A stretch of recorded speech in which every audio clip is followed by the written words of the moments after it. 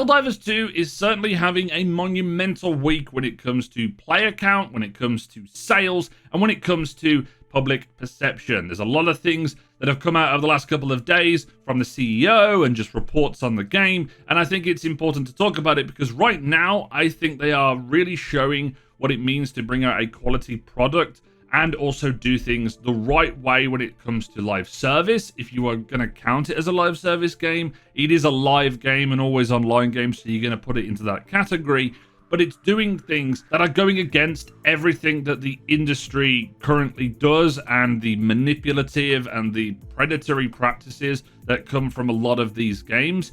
And I'd like to talk about that here. So let's talk about it.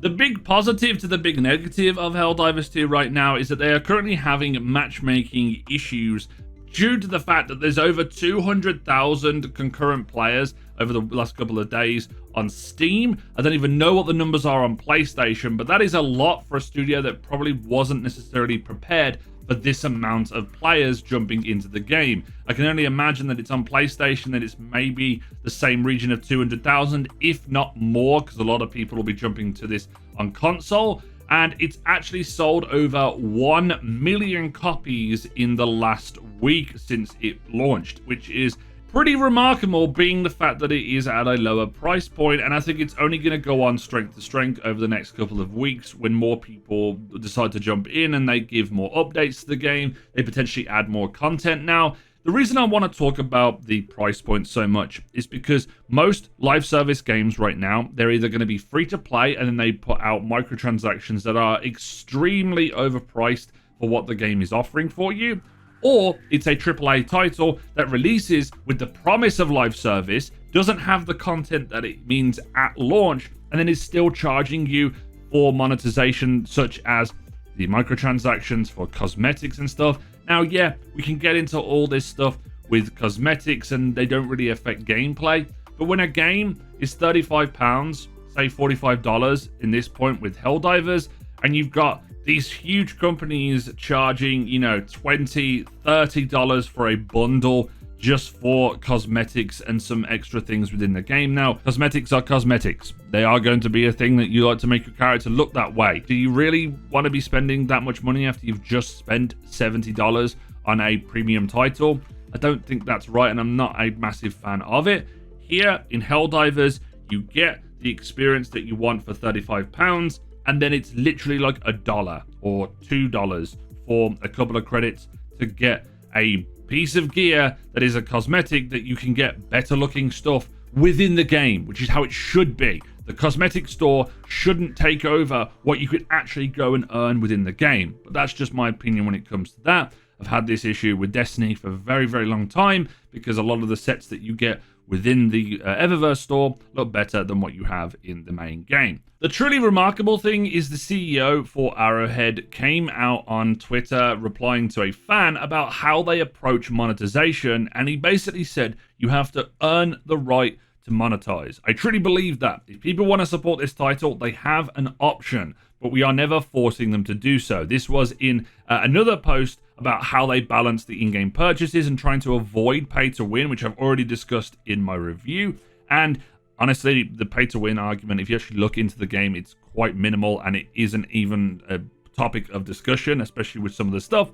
But they went on to state, I'm partial. We really applied ourselves to not make it pay to win, even though items are functionally different. The only item that is pay to win is the revolver, which will win you a cool competition for the coolest gun, but it's only like a minor issue and it's not that good.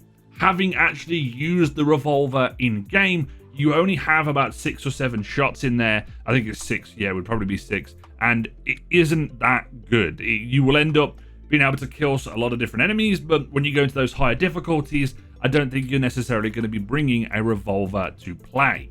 Another topic of discussion that came up over the last week is that Helldivers may not be necessarily for everybody, or it's, you know, solo players will feel reduced and they don't feel like they'll have as much fun with it, or not everyone can kind of get involved with.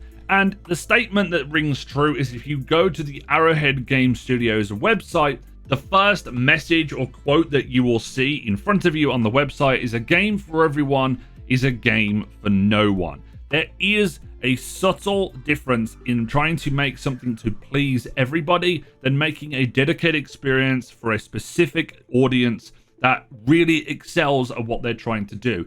It is so clear what Helldivers is trying to do within this game. It's trying to make a fun co-op experience, drop in, do a few missions, get out, and then you'll get your rewards. And it's not meant to be this massive grind fest. It's not meant to be this game that forces FOMO on you. All of the live service elements in the game, the main thing is there's a weekly objective and then there's a daily objective, and those daily objectives are like kill 200 enemies with a machine gun, or kill 3 chargers, or scout stalkers. Really basic stuff that just gives you some extra requisition points that you can go in and get more stratagems and continue playing the game. I know a lot of games that have ran into this issue trying to make a game for everyone and ultimately pissing off a large majority of the people that enjoyed it for what it originally was. It's very clear that games will evolve and change over time, but it's very clear to see that games also can go in what is most people would consider the wrong direction, not looking in any specific directions. The third big news story when it comes to Helldivers this week, which I'm really excited to talk about, is the fact that they need more developers to work on the game. In a time when there is countless layoffs for many different studios and people losing their jobs, having a company like this being able to expand because of the success that they've had quite recently. And it's not just we need more developers to be able to work on the game. No, the reason why is because they want to increase the amount of content that they have going forward and accelerate the time it takes for them to bring out new content. I don't know how long they're going to take between the war bonds. I think they said something like 3 months. But if they're going to be able to accelerate the amount of content within those big updates, then that's amazing. It's amazing for people that want to work on the game. It's amazing for the player base. And I just love a good success story when it comes to a game like this, especially with a game I really loved. I love Helldivers a lot. It's such a fun game, and I think that anyone that's going to be able to work on it and bring out more content, like imagine some of the crossovers that they could do. Like me and my friends really wanted to see this game as like a Warhammer 40k game where you are like the Imperial Guard dropping into specific battles, or if you're even Space Marines dropping in fighting other stuff. But yeah, that's a completely different like conversation to have. Helldivers, as of this video going live, the game's already been out a week, and we just had our first like update that the Helldivers 2 account tweeted out when it comes to the Galactic War effort. We're going to be having to fight more automatons because we made massive progress towards the Terminid area, and now the Games Master, the in-game director, has basically gone, okay, let's give you some more things to fight and make sure that you fight back the automatons so you don't have to like focus all on one side. If they can balance this correctly, add in a third faction, more players play the game, then there's only going to be big things for the future of Helldivers. To round out the point of this video, and the reason why I think Helldivers is going against the industry and changing a lot of things, is because it's coming out at a lower price point. It's not overpromising what it thinks it's going to be able to put out. It's a good, core, solid experience, and the live service stuff comes after the fact. It's not the core element of the game. It doesn't need you to involve 15 bounties or quest lines that you need to go through in order to enjoy the core experience. You just get in, play the mode, and then the live service stuff is extra. It's not welded into the fabric of the game to begin with, and I think that's how developers should do it when they want to try and do live service in the future, because it's definitely not going away. It's one of the most profitable parts of the industry, and I think a lot of developers are still going to be necessarily forced, but they're going to have to make live service games because it's what's making the most money right now. And Helldivers 2 seems to be doing things right, at least from my perspective. What do you think down in the comment section? Are you enjoying Helldivers 2? Do you think there's things that they could add that would make the game even better, especially like vehicles and things, and fixing stability and matchmaking? I think would be a pretty good start. But yeah, I'd love to see your thoughts down in the comment section. Are you enjoying Helldivers, or are you going to check it out? If you haven't, go and check out my review. I think it's pretty clear to say that I am 100% sold on the game. And as always, this video has been informative or enjoyable. Leave a like on the video, subscribe if you're new, turn on the notification bell as always. And this has been It's Jimbo, and I'll see you guys next time.